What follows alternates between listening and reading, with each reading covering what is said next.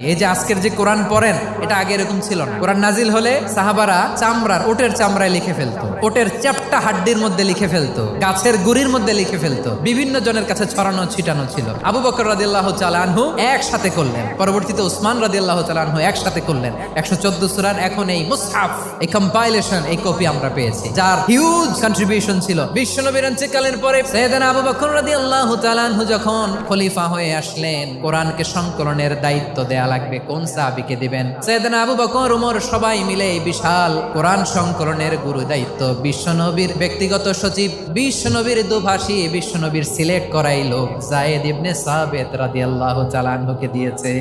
এই পুরো কোরআন কম্পাইলেশনের project manager ছিল যায়েদ বিন সাবিত রাদিয়াল্লাহু তাআলা। দেখেন, এত সাহাবীর মধ্যে থেকে বিশ্বনবীর একাডেমিক প্রজেক্ট যায়েদ বিন সাবিতের মতো তরুণকে নির্বাচিত করেছেন। কেমন ট্যালেন্ট হান্টার ছিল আমার নবী, সুবহানাল্লাহ পড়বেন না?